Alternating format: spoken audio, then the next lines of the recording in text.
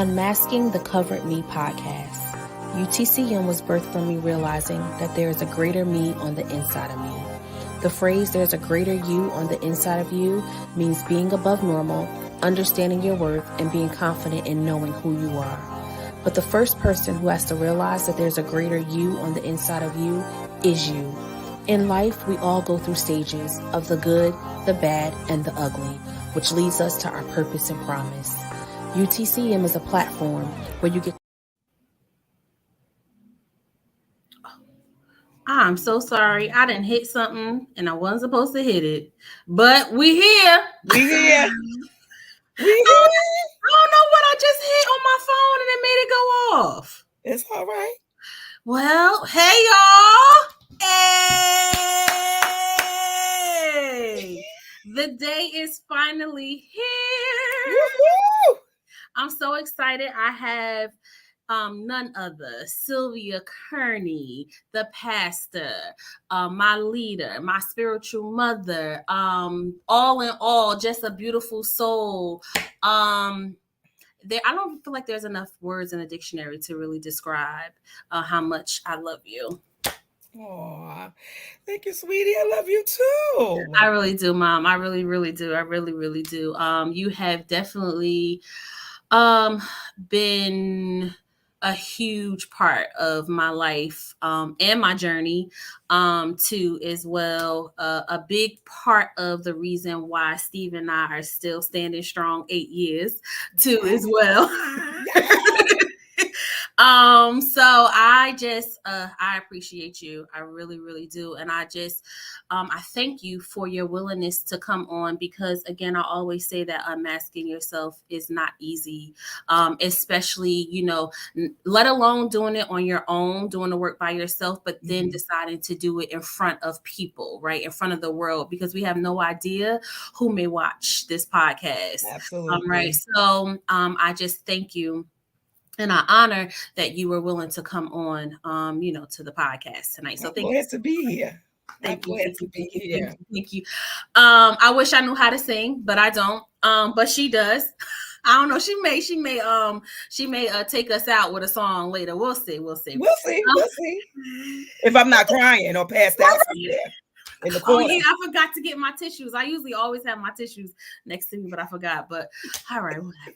So I feel like I haven't been on here in a long time. I actually did not do an episode last month. I just had so much going on, so I did not come on last month. So I feel like, oh, I miss everybody. So hey, everybody. Let me see. I hope we can see the comments. Oh, yes, we can. Hey, that's my husband, Steve. Hey, Steve. So everybody, welcome to episode 7 with Sylvia Kearney, Unmasking the Covered Me. Everybody just come on in the room as you come on. We just gonna be out here talking, unmasking, uncovering, and unveiling ourselves. You ready? Come on in the room. Come on, y'all. Come on in the room. Come on in the room, y'all. Come on. I told y'all she was going to give y'all a little note. I told y'all. You started it. I told y'all she was going to give you a little note. Well, I'm so excited. Hey, everybody. Thank everybody for coming on. I appreciate everybody for coming on. So, Sylvia, we're going to dive right on in. I feel crazy calling you Sylvia because I'm always calling you Mom. It's all right. That's my name. My mama gave me that name. That's not on my birth certificate. I'm going to go back. It's Sylvia Kearney. Sylvia, Mom. Sylvia, Mom. Right here. But don't let me tell y'all, sometimes if I'm like, Sylvia is when she did something. And then when I'm in trouble, she'll be like, I'm your mama, don't be calling me no Sylvia. All right. Keep it 100. Go ahead. Sylvia, I know you, right? But maybe somebody watching and they don't know you, right? So I want Sylvia to kind of brag about herself a little bit. Well, let's see. So I am the oldest of 8 children. I Wow, I'm a wife. I am a mother. I am a grandmother. I'm a sister. I'm a friend. I'm an auntie. Um, I'm a pastor. What else am I? I'm a first lady. I wear many hats. But gosh, I don't even know what else to say about me. Like, and I love being all of those things. I love Yeah. being all of those things. They kind of like, they kind of sometimes blend to each other. So yeah, I'm also a makeup artist, which I have a deep passion for. I Yes. do love to sing. I do love ministry. I love my husband. I love my kids. I love my grandkids. I love my spiritual children. I mean, I'm just a big love ball. I don't even know what else to say. She really is, You y'all. know? She really is. And, when you really, I feel like if you look up the word servant in a dictionary, you'll see Sylvia Kearney's picture next to it, like a headshot. We always have to tell her, like, sit down. Like, we got it. She'll be up, she cleaning, she vacuuming, she don't mind picking up nothing. So that, the title of, first lady and pastor, but that's just at our church anyway. Right. Like, leadership does not, hold titles as if it's like, oh, I'm better than you. Right. Right. Like, and we're not even trained that way either when we're coming up in leadership too as well. So that's what I really love about Sylvia too as well, that she is just always there and willing to step in. I'm talking about like whenever, however she can. She's always willing to step in. But then I know sometimes that can be a downfall too. Whew. Yes, because sometimes I don't know how to sit back and let somebody else do it. Serving, I take servanthood very seriously, and I have to say that there was a lesson that got me to this place. It wasn't something that was automatic for me. I remember years ago working for an insurance company. I was working for the president of the company, and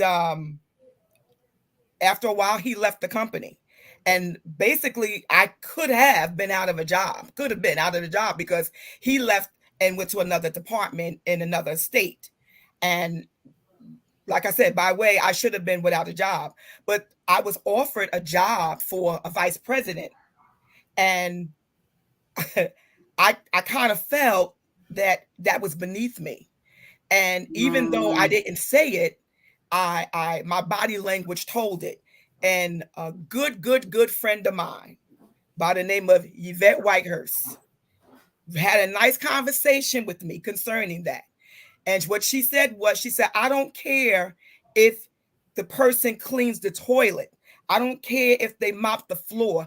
Everybody's job is important. And yes. see, at that point, we were going to church together, but we weren't working together. And so, you can portray one thing in one area and be somebody else. So she had never seen me she never knew what my work ethic was outside of church, because in church, you can pretend.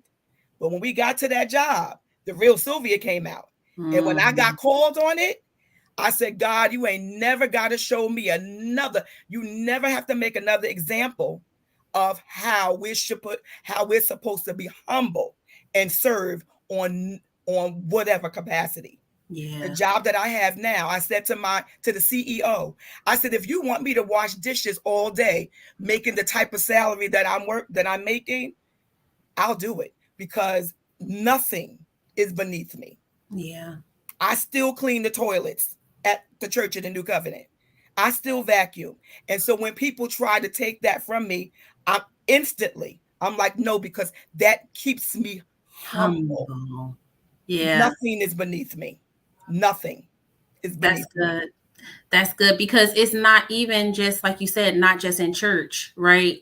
It also carries outside of the four walls too, as well, just in life, right? Like you said, at work, right? Like, so a leader, if you're in leadership and you're a leader, right? and they have that quote that they say, right? You're supposed to lead by example. Exactly. For me, when I think of a leader, I think of someone that's going to get into the fire with the staff, right? That's I right. think of someone that is going to walk and walk in integrity. When I think of leader, I feel like someone is going to, if you need to step in, you're going to step in. Whatever is needed, you're going to be able to do it. You're going to Exactly. show up. So your team can also feel like, wow, my leader really wants to be a part of the team. Like, they Absolutely. really show that they are with us. They got our back. They advocate, right? And also a leader is a person who is not afraid to hold their team accountable. That's right. That's right. Or intimidated.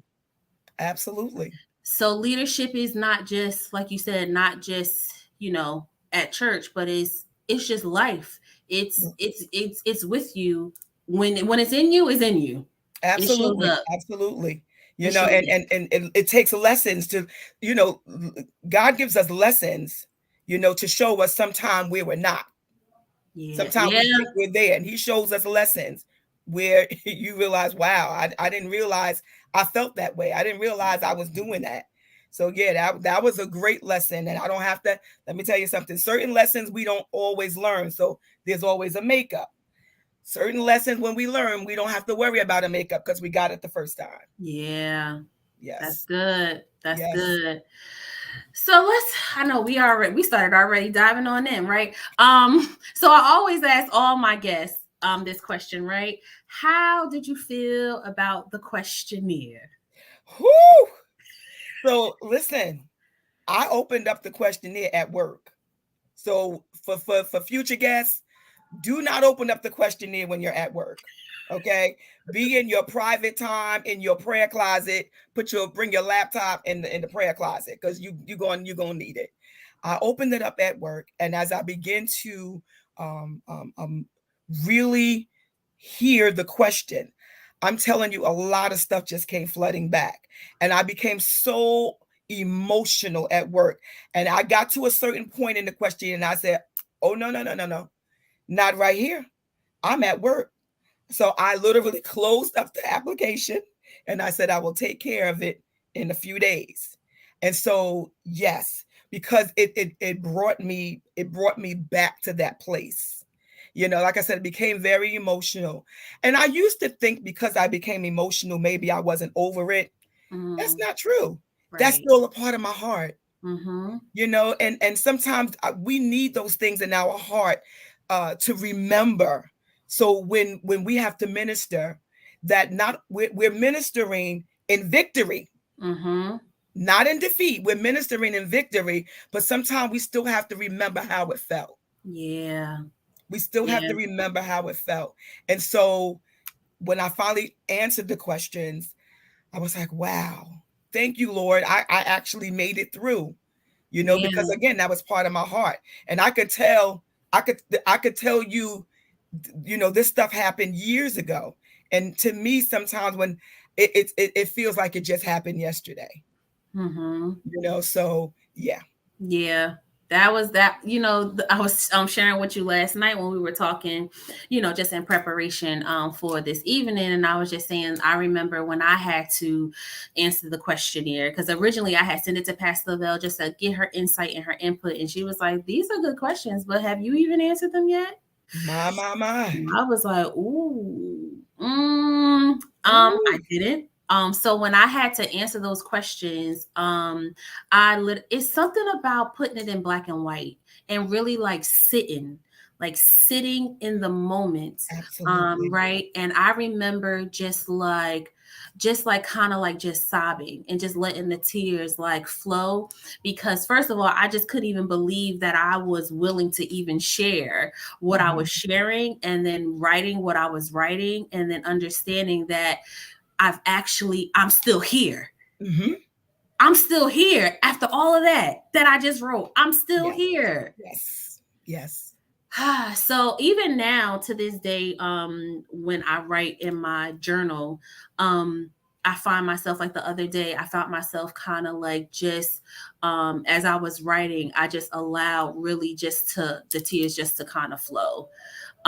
because I feel like that is my time to really give to myself. Like, I understand. Somebody asked me a question a couple of weeks ago, and they asked me, Nisha, how do you show up for yourself? And I couldn't answer that question. I tiptoe all around the question. Like, I was just saying all this, like, it just, how you would just ramble and don't even really make sense. Like, it didn't make sense at all. And as I heard myself, I'm like, girl, what are you talking about? So I really had to kind of sit with the question. And that was about 3 weeks ago when Ashley is her name, who she's a life coach. She asked me that question. And I felt like I finally got it. The other day on Tuesday, as I was in my alone time, and kind of like just writing out my thoughts and my feelings, and me realizing and understanding, right? And I'm just going to share exactly what I wrote, right, in my journal. I brought it down because I just knew that Holy Spirit was going to lead this. I really did. So I wrote that. Okay, I said, I feel like you are keeping me from people, places, and things for just this moment, for me to come to you, giving you all of me, not just the pieces, but all of me. So that is what showing up for me looks like, giving myself away to God so you can be the distributor of me. Wow. Wow. So that's what it means. So everybody, you have your own way of showing up for yourself, right? You just need to find it. And sometimes we can't be so quick to answer questions. Sometimes we do. We got to sit. We got to pause. We got to be still and allow ourselves to really process. Process. I always talk about that process being so hard. Yes, we don't always want to go through process, but it's necessary to go through process. It really is. I said something to someone months ago. They had lost someone very close, very dear to them. And we don't always like to sit in process. We don't always like to sit in grief because we don't like how it feels. And that's fine. But I did say to someone, I said, we cannot avoid process. And I say the same thing when it comes to grief. I said, we can try to avoid as much as we can, but I promise you it's waiting for us. Whether it show up at that moment, whether it show up 5 years, whether it show up 10 years, it will wait for you. It's just like grief will wait for you. Now, people want to just rush past and I just want to get on with my life because I don't want to sit in this place. Well, you'll look about 10 years later and you'll realize, wow, it caught up with me. Same thing with process. We cannot avoid it. It's part of life. It is. It is. You got to go through it. We gotta go through it. Gotta go through it. So, I always say, right? I always, like, for some reason, like when I read in the questionnaires, right, which I have to mention, right? I was telling Sylvia, I said, you and Pastor Lavelle, your bestie. Yes, you're definitely our besties. I said, because we need to write a book. We need to all get together and do a collaborative book together, because when I say Sylvia Kearney answered these questions, it's a book. It's a book, y'all. It's a book. I was like, am I saying too much? Am I not saying enough? Nah, you did. Longer, you but did I was good. like, okay, we only got an hour. You did. Yeah, we're going to definitely have to have a part 2, because I know we're not going to be able to get to everything, but we definitely going to have a part 2. But yeah, I mean, when I say she unmasked, uncovered, and unveiled, she poured it all out on the table. She wasn't holding no bars back. Okay. None. So it's always like 1 or 2 words that always like are eye-catching to me, like when I first look at the questionnaire, right? So the first thing that kind of caught my eye, and I was like, I want her to talk a little bit more about that. When I asked you the question, describe yourself in 3 words, right? And one of the words that you described yourself was, you used uncertain. So what does uncertainty look like for Sylvia? So, growing up, and I don't know, who we have on the line tonight with our audience with the age range, but growing up, we were not able to think for ourselves because our parents thought for us. And so growing up, like, we weren't always encouraged growing up like we do our children now. And so a lot of times we weren't able to make decisions. Nowadays children talk back. We weren't allowed to voice how we felt because that was the generation. You do as you're told to do. You don't ask questions, you just do it. And so, although that might have been fine, what I found was that when you're not allowed to speak your truth or just have an opinion about anything, that goes from childhood on up to adulthood. Yeah. And so you don't learn the lesson of knowing who you are as a person.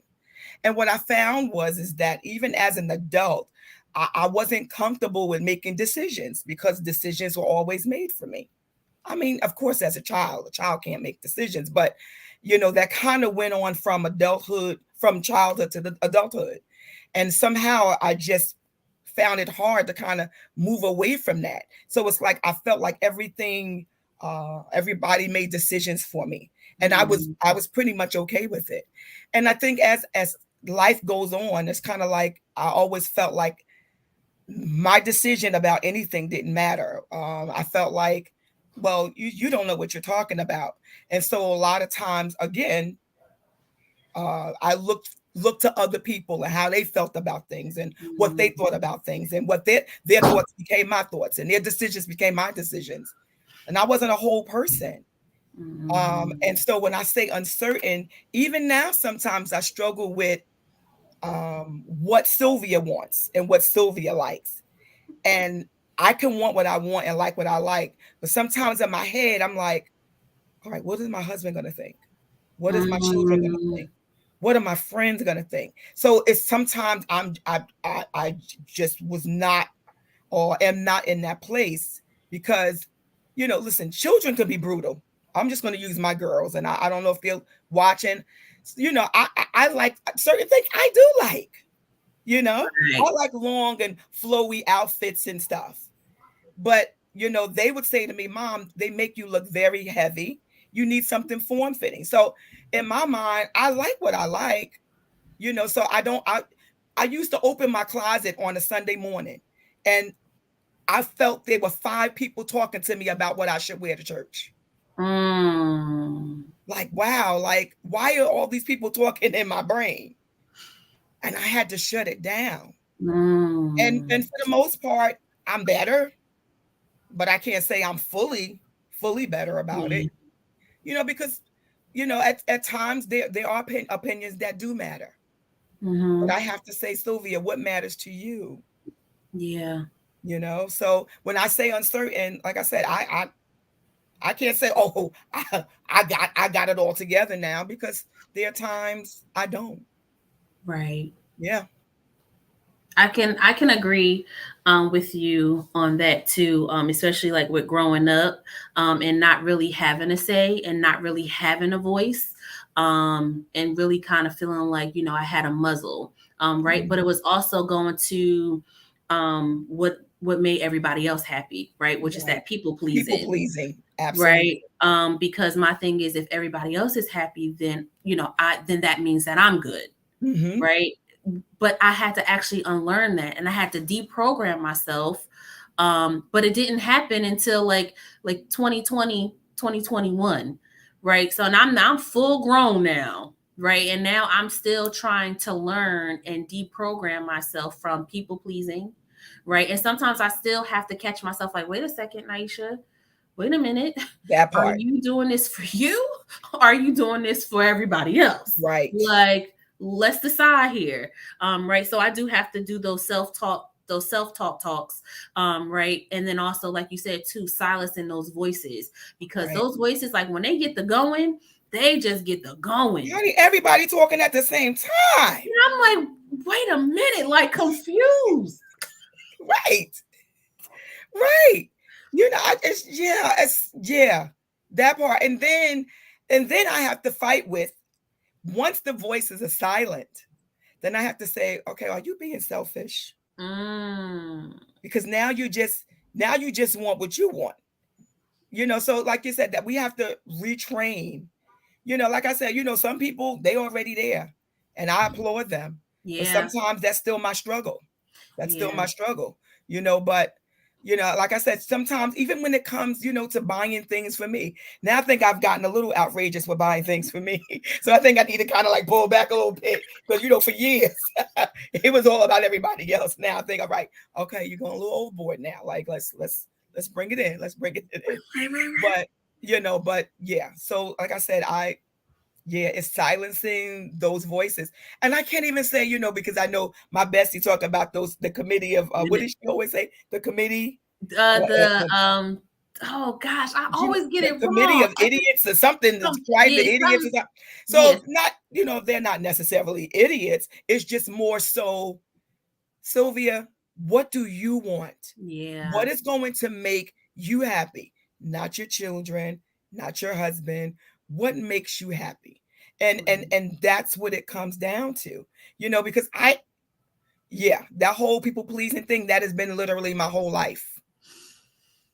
So like you said, to untrain that and have a different way of thinking now. Yeah. And it'd be a bit challenging because it's not an ordinary thing for me. Right. And same for me too.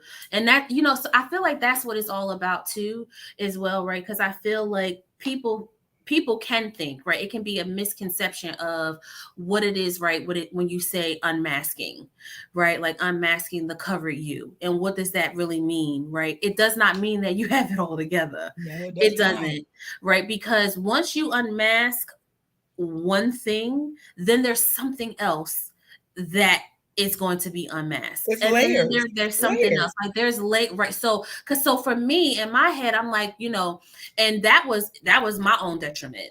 Right. Mm-hmm. And then I had to be set down and talked to by my apostle. Oh, thank you. I love him. Right. Your husband. Welcome to my world. Yeah. Right. And I know you always say, you like, are you getting dad? Are you getting Jeff? You getting apostle? You better know which one you're getting. Right. But he had to kind of, have like, he's like, all right, now, yes, unmasking, right? So when you unmask, that is the acknowledgement, right? Mm-hmm. But then now there's another layer to that. Now there's application. There has to be movement. You have to now, all the things that you have talked about and you have acknowledged now, okay, what are we doing now? Where's the movement? How are you applying, of being better? Right? Because there always should be constant movement happening. Right. But it also goes back to that you're not going to always have it all together. Because we're not sitting here saying that we have it all together. No, definitely not. I still have a lot of things that I'm unmasking. Your girl is back in therapy, right? That's why I have Jesus plus therapy equals healing. Okay? Healing. Okay? Yes. So absolutely. I'm your girl back in therapy. Because I felt like, okay, some stuff coming up. I need to kind of figure this out now. Right. So I just love the transparency from you, because it was just like, listen, and you said that a couple of times after even answering the questions. You like, listen, it ain't just, it's not, I don't have it all together, and I ain't going to sit here and be dishonest to you. Let me say this, even when it comes to, so yes, there is a peeling away. There is there are layers, because we're talking about years of stuff. So this stuff doesn't happen overnight. And I even think about going back, even when it comes to friendships. And so sometimes with uncertainty, with insecurity, uncertainty, insecurity, there is a responsibility. That's not the word I'm looking for. Something happens when that is your constant state. Case in point, when it came to my friendships, because of my uncertainty, because of my insecurity, and at times my timidity, I attracted very aggressive friends. I attracted very controlling friends, right? And that happens because now they need something to control. And if they find something or some person to control, then they're going to take full throttle because you're insecure and you're uncertain. So that they jump right in because that's what they do. And for years that happened with my friendships. Not that I didn't love them, but I got to a point after years and years. Finally, I said to myself, until you change, you will attract what you have not been delivered from. You will attract it. Okay? Because when you're timid, insecure, that your attraction is going to be to those that are aggressive and controlling.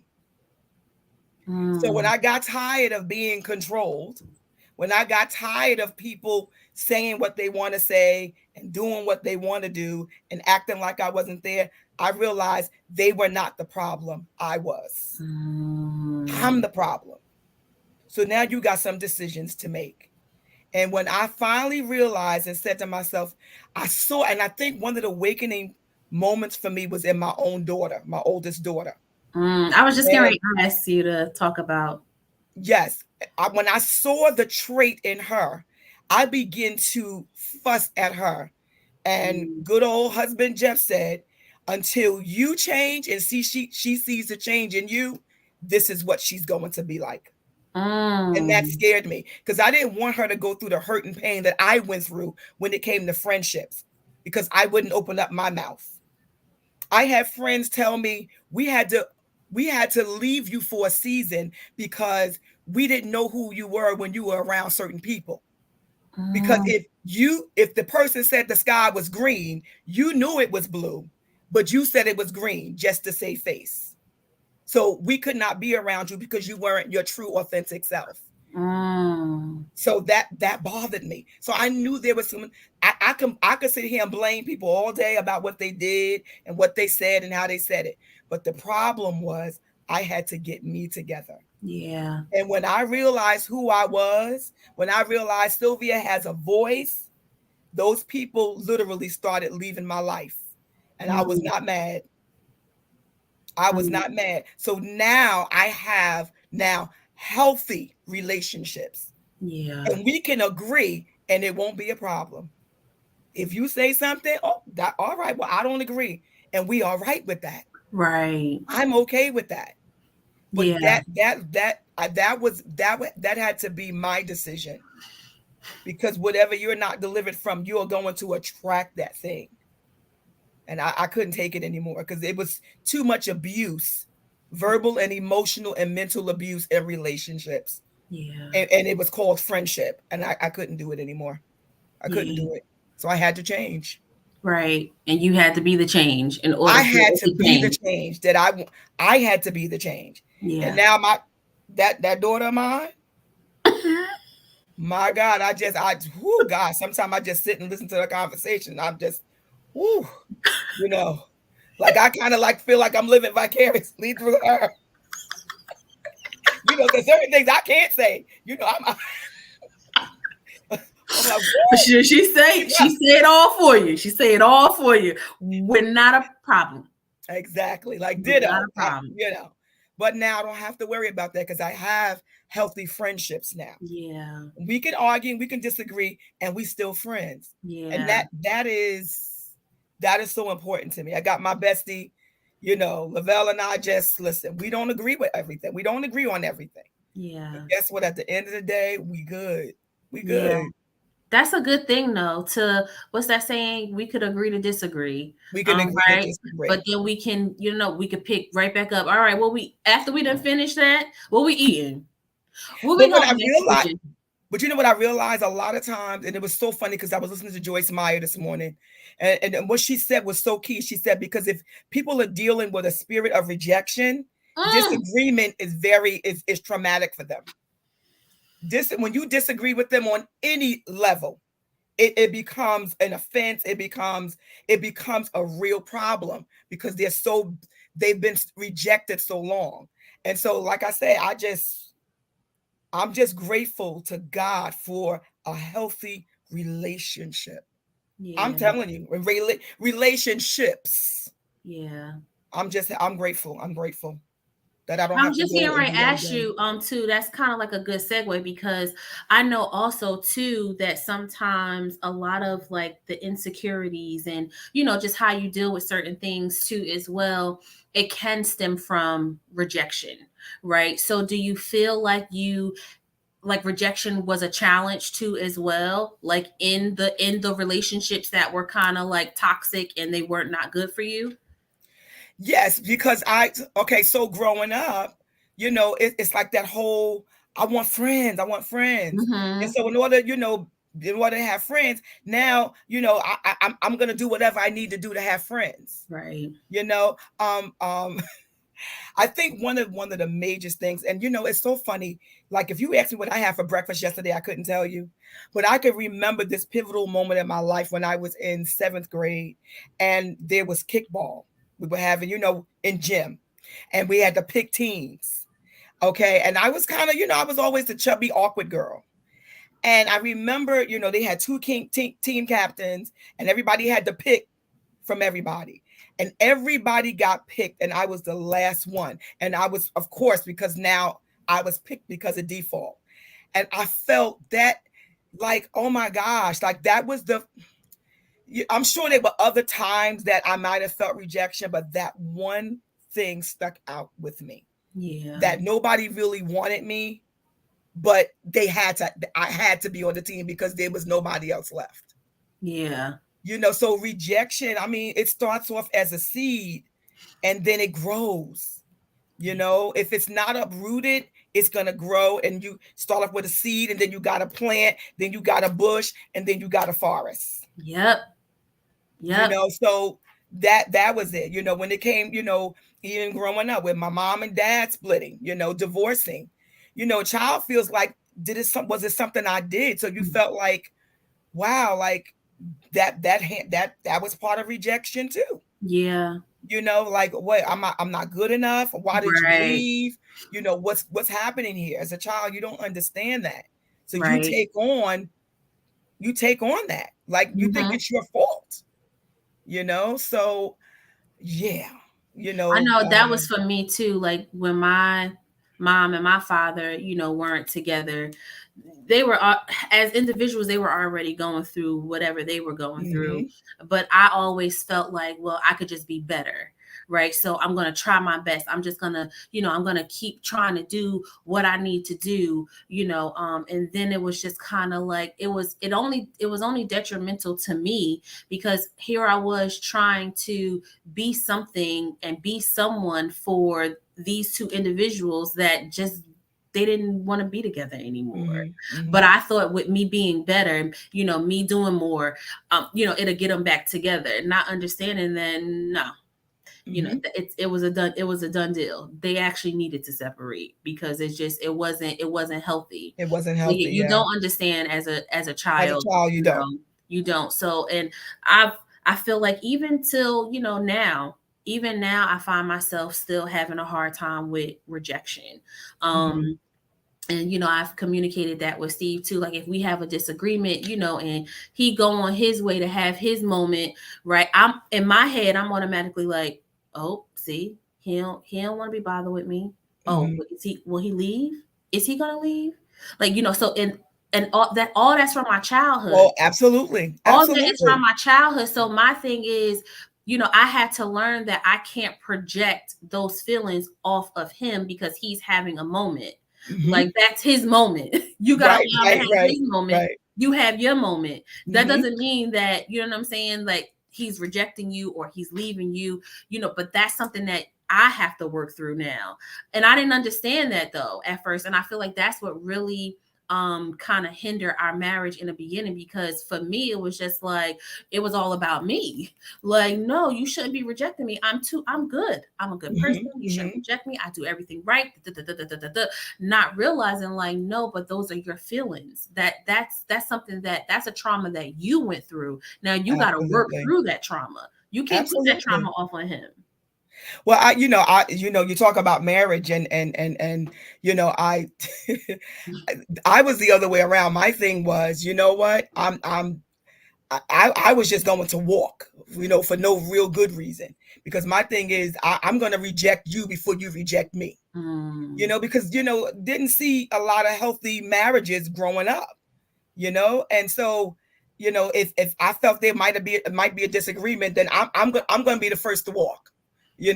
And I had to realize like, and he always reminded me, girl, I ain't going nowhere. You keep talking about you get your life together, because my thing is, and even that went back with the whole, I got to agree with everything that you say, because I don't want to lose face and I don't want you to be mad at me and I don't want you to leave if I disagree. Right. Okay. So here we are almost 40 years later. And guess what? I ain't going nowhere and he ain't going nowhere. Right. All right. Period. Period. And guess what? You're going to disagree. Yeah. But that whole like I said, that whole rejection thing, like it's a real thing. It's a real Yeah. thing. Yeah, it's a real thing. It really is. And I'm glad I'm definitely not in the place, that I was a while ago. Yeah. And at the end of the day, I think, getting to know who you are and who you belong to at the end of the day, and I'm not trying to be deep because I'm not deep. As long as he don't reject me, I'm all right. Yeah. As long as my Lord and Savior Jesus don't reject me, I'm good. Yeah. Not to mean, it can be a little hurtful, when you're trying to do something for people and they don't want it. I get it. So like I said, I'm not all the way there, but I'm definitely better than I was. Yeah. And I've just learned that too, how I kind of deal with it a little bit better now is I also too, I understand that sometimes rejection can be for my protection, right? It's not because, oh, I'm not good enough or I'm not enough, right? It's because of whose I am. He is protecting me. Right. So that's what when I have those moments of feeling that rejection, right? I'm like, oh, let me tap into this because let me look at the whole picture because this is most likely this is for my protection, for your protection, for your safety. Absolutely. Yes, he's keeping me from something. So then you are able to be a little bit more grateful. Right. And then you're able to kind of go through the process a little bit more gracefully, right. And not really beat yourself down. But also, again, that goes back to process, right. Because it don't just happen like, oh, all right. Like, nope, I'm not rejected. I'm not feeling this feeling. I'm not like, nah, that's a lie. Right. Exactly. I'm feeling it. Exactly. It's a real feeling. It's a real feeling. It really is. And like I said, kudos to those people, that they listen. That's where you are. I applaud you. Yeah. But like you said, it does happen. It does happen. Yeah. So I want to kind of go back to the what was it like? What was the process like uncovering you, right? And you said a lot. You said a lot, right? But what really stuck out to me most is you said, it was at the point where you had to start asking God, show me. Yeah. So, like, what did that process look like for you when you continue to ask God to show you you? We can always point our fingers and make everybody else at fault for our downfalls, our issues, and different things going on the inside of us. We can always say, well, I could always say, well, if it hadn't been for my dad, I wouldn't have been this way. And if it hadn't been for my mom, I said, God, show me what I'm responsible for. Because at the end of the day, what I realized was what happened growing up and all the situations and challenges may not have been my fault, but now it's my responsibility. Just because it wasn't my fault don't mean I don't have to be responsible for me. And so I started looking on the inside and saying, Sylvia, you can't continue living the rest of your life inside of you. So I begin to kind of like, sometimes Jeff would say things and I just thought he was just being really mean. But it was my perception, because now you're telling me the truth and I'm not ready to hear it because I'm too busy being in me. Yeah. I'm too busy. I'm too busy protecting me that I can't hear truth. Yeah. And so when I realized, I was like, and we can't heal anything that's covered. I mean, you know that already. We're talking about unmasking. Can't heal anything that's covered. So I had to say, God, I need you to help me uncover myself. I need to be able to hear truth about me so I can get fixed.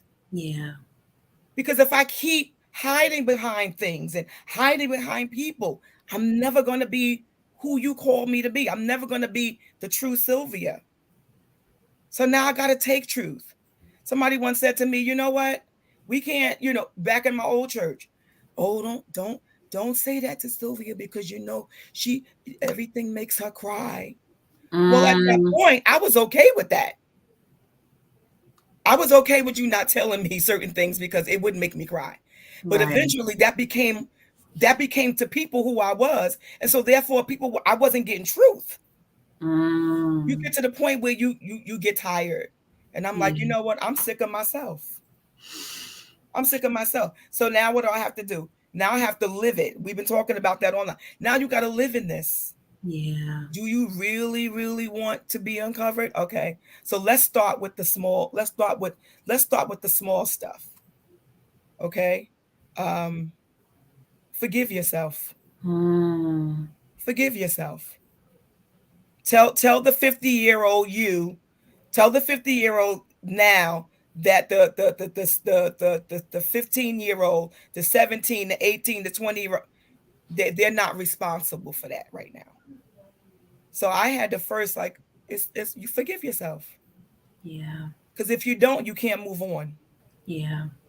And I just did not want to be continuously be a victim. I didn't want to keep being a victim. So my Right. uncovering process was first admit it and then forgive it. That's That was the good. start. Admit it. That's You good. know, people say, "Oh, Sylvia's so sweet and so nice."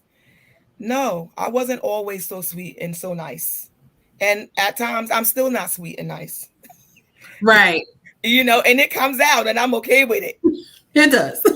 It come out, and I'm all right with it, cause that's part of my uncovering me, my unmasking. Yeah. And Because you I got to be able to be your authentic self. my You really authentic do. self. You really at the end of the day, it makes you feel better about you when you're able to Mhm. be real, when you're able to be honest. But most importantly, when you're able to really be you, To be be who me. you've been called to be, not trying to be Exactly. somebody else. Right. I feel like that's more work and I take more energy. It does. And you gotta like these are masks. You gotta look. What if you happen to show up in the wrong place with the wrong mask on? Like, no, you need to see me in all arenas, all aspects. Yep. This is who I am. This is Yeah. who I am. So yeah, I had to forgive myself. I had to. All right, that happened. You did it, and now you got to forgive yourself. Wow. Okay, and that's just What would you say one of the things that you had to forgive yourself, something that you've been through or something that you did and you had to forgive yourself? Like what would you say one of those things were? um my anger.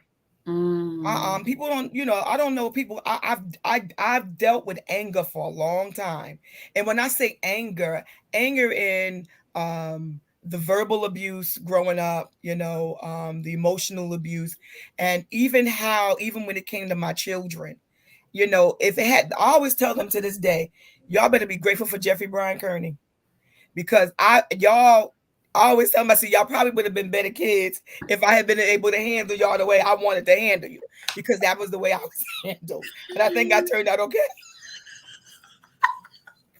I think I turned out okay. we can laugh about it now. You laugh about it now, but like even like dealing with my kids, like yeah, dealing with my children. I just say, Sylvia, listen, this is how you were dealt with, and I had to forgive myself for how I dealt with my children.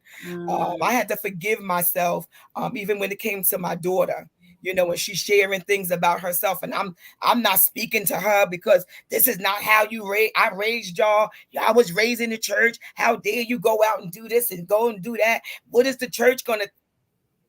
mm, You still the mother, baby. This ain't got nothing to do with church. You still their mamas. You are still their mama, and guess what?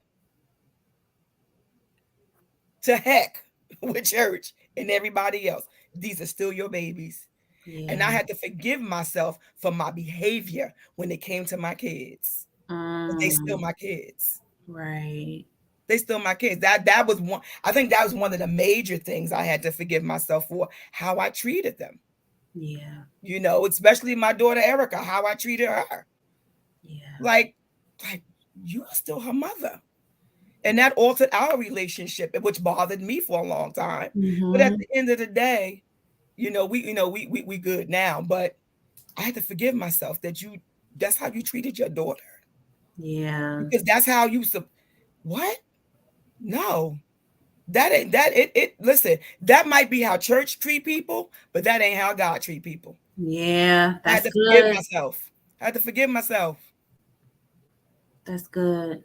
I had to forgive myself. When my daughter was like, she came out like, Mom, I'm gay. Okay. I was like, what do you mean? What? I didn't raise y'all that way. Stop Right. talking to her. Don't kiss me. Don't speak to me. What?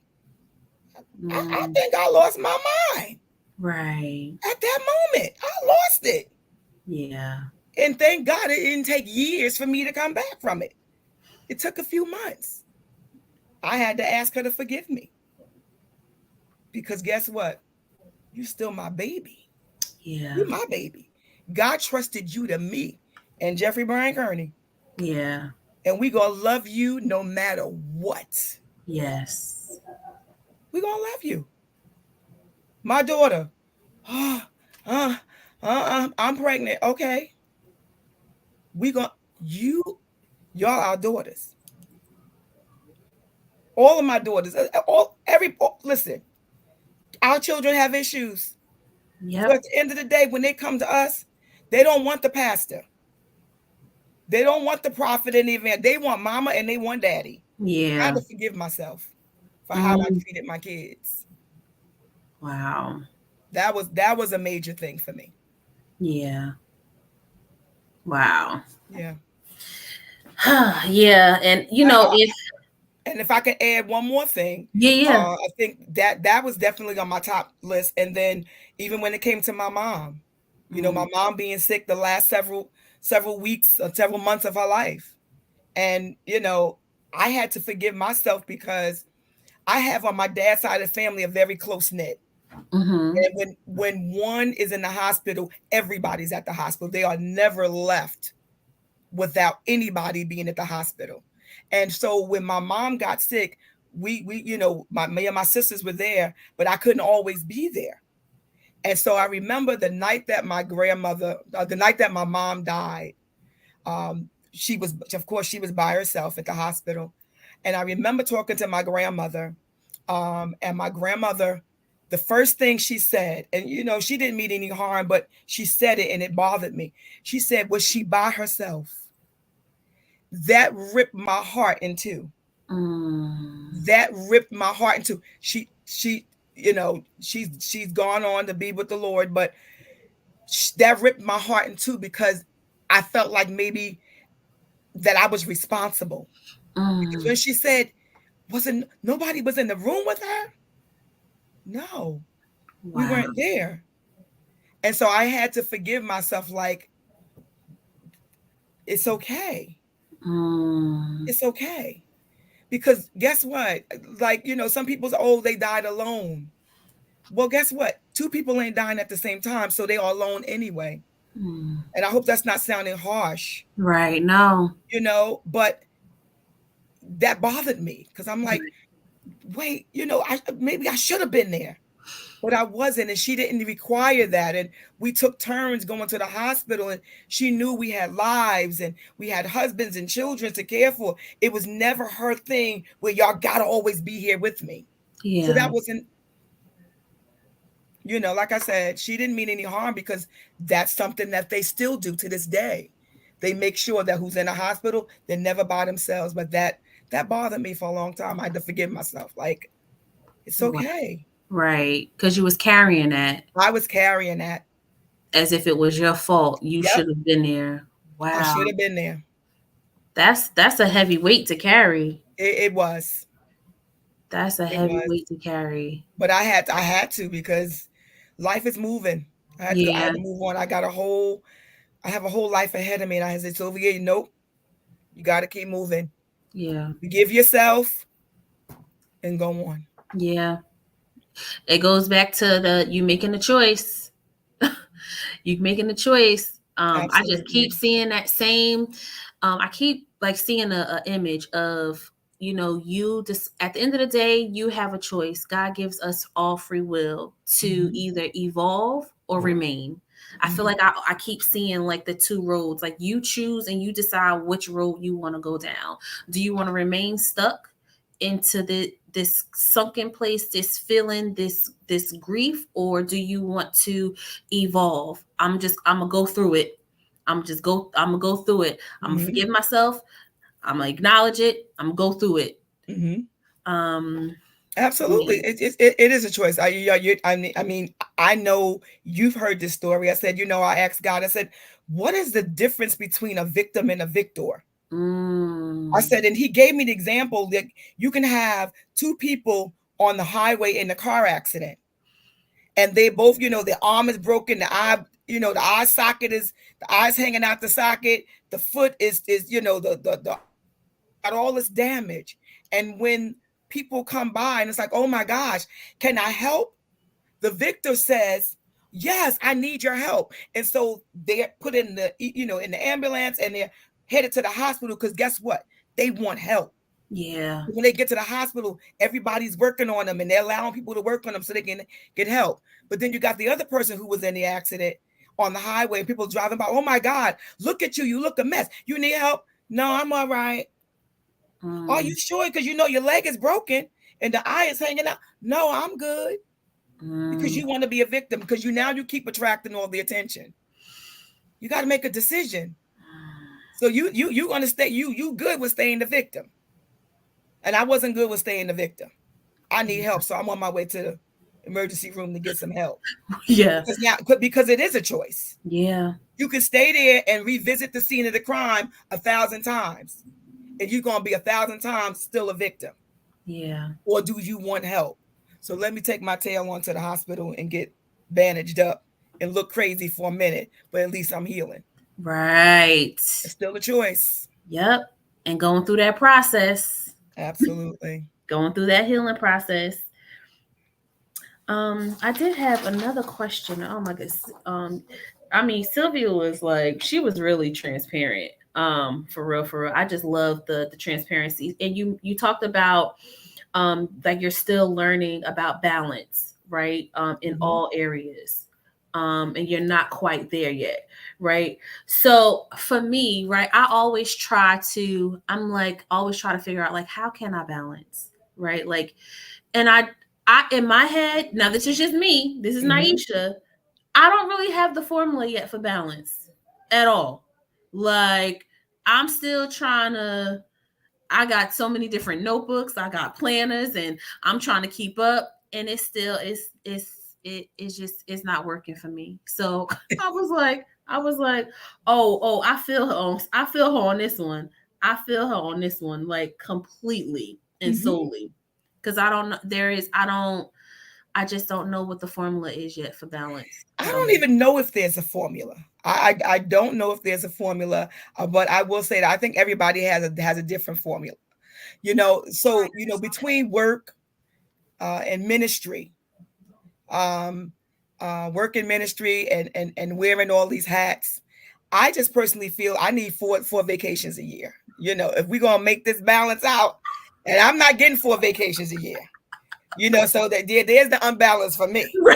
You Right understand? there. So, so yeah. Uh, so listen, I don't have the formula, but I will say I really take note of what Bishop Jake said. He said we do so many things and we wear so many hats, and we are not going to be the best at everything every day. Right. I'm a wife, I'm a mother, I'm a grandmother, I'm an employee, I'm a pastor.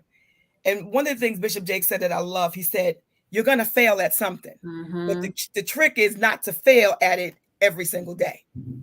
There's some days that, listen, dude, you're not going to get a home cooked meal today, because I'm on a conference call with ministry, and he's good with it. So he's like, I have me a bowl of Frosted Flakes. Thank you, Lord. Right. And there's some days, listen, I'm going to cook. Case in point, Sunday, I was invited to something we had at our church on Sunday. And I said, nah, no, my husband needs a home cooked meal. So I'm going to bypass ministry today. And I'm going to go home and cook my husband a meal. Yeah. So listen, it's like a juggling thing. I don't know if it's, people talk about balance, but I don't know if there's a set formula for it. Right. Just make sure you don't fail at the same. I don't want to fail at being a wife every day. I don't want to fail at being a mother every day, or a grandmother, or an employee, or a pastor, or whatever. So yeah. Now I do believe now I got to take some me time for Sylvia. Yeah. And sometimes that's outside of husband, outside of children, just some me time, and create a balance for me and everything else that's going on around me. Because guess what? If I'm not good, what's around me not going to be good. Yep, that's so true. Can't pour from an empty cup. Exactly. You can't do it. So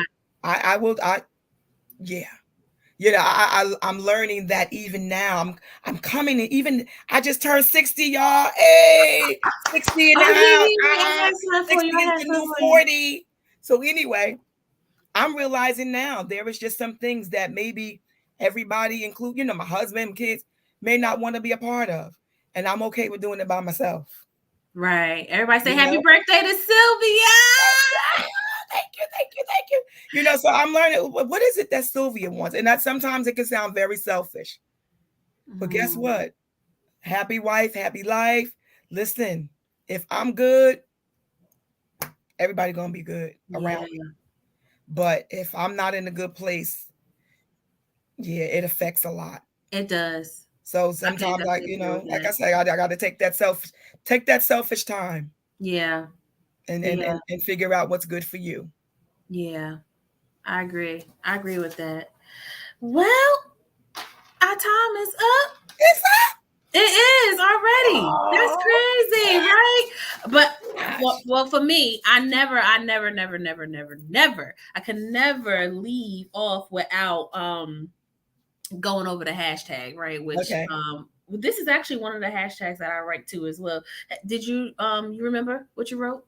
I put hashtag. No, I don't. Hashtag you are enough. Yes. I love it. Yes. I love that. I love that hashtag. And I feel like you have to kind of continue to say that to yourself, because sometimes we do forget that we are enough. We do. That we matter. We do. And like every day, because listen, we could walk around. Look, social media, folks be having airbrush lives on social media, okay? Somebody got more hair than you. Somebody got more butt than you. Somebody look better than you. Their hair longer. Listen, they have millions of dollars. They got billions of dollars. All of that. And guess what? It's okay, because I'm enough. Yep. I don't got to compare myself to anybody. There's going to always be somebody, honey, that look better. Yep. That sing better. That preach and teach better. That will cook their husbands 3 square meals a day and then do everything they supposed to do. I'm enough. I'm enough. I'm enough. That should be our declaration every single day. I'm enough. Word. I agree with it. You know what I always wanted to ask you, Mom, Pastor Sylvia? What? What does your Instagram name mean? 50 and Fab 13. So I turned 50 in 2013. Oh, okay. I was like, I always wanted to know what that meant. I guess I need to change it now. I'm in another decade, so I just really need to change it now. Everybody's saying happy birthday. Thank you. I wish I could sing, Mom. I can't sing for you. I'm sorry. I would have danced, but I ain't choreographed nothing. So, maybe it's all right. Maybe next year. Maybe next year. Girl, I was in Jamaica, honey. I listen. My husband, he pulled all the stops in Jamaica, so I'm good. Oh, I'm so happy. I'm happy y'all made it back. I'm happy you had a good time, and I'm happy that y'all made it back safely too as well. We did. That's good. So, right, we getting ready to head on out, y'all. I will make sure that I put Sylvia's name, I'll tag her, because I definitely forgot to tag you because my phone started acting up. My computer is like doing something real wacky too behind the scenes, but whatever. I'll make sure I tag you on Facebook. So if anybody wants to reach out to you, you know, may have mentioned something that they may want to kind of tap into or talk to you about, or talk about your process, or whatever the case may be. So I'll make sure that information, your name is in the comments. Okay. After the live. But if you can just think of something to encourage the people, what would be, I would say, 3 words that you could think of right now. What would those 3 encouraging words be to the people that are watching? Whew. 3 words. 3 words. Wow.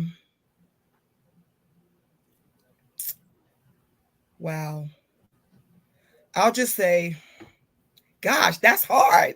Like 3 words. What would I say? Live, love, and laugh. Good. I couldn't think of anything. Live, love, and laugh. I love it. Let me tell you, live, love, and laugh. People are dying every single day, and I know we know that, but it's happened a lot often. We was just saying that before the broadcast. Live, love, and laugh. Yeah. Life is short. We don't know where we gonna be tomorrow.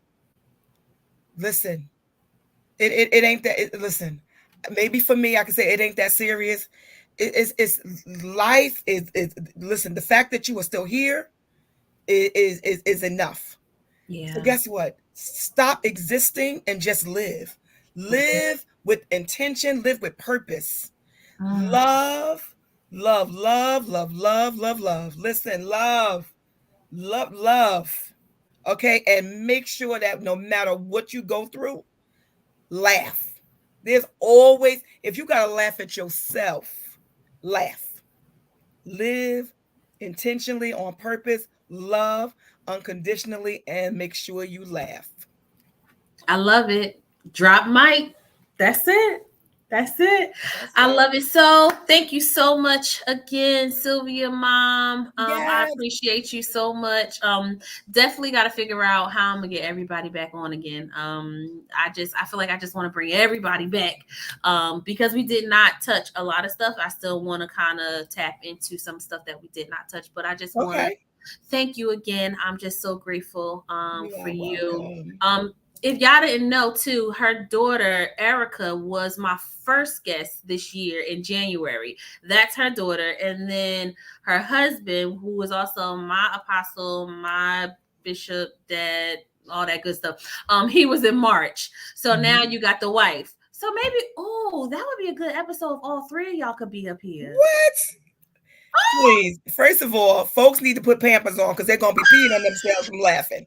Bottom line. So make sure when she bring us all 3 together, y'all got some with it depends. Yeah. Y'all got something on because y'all gonna Yeah, I like that. Yeah. So we'll talk about that. Yeah. I'm gonna have all 3 of y'all come on. That'd be real dope.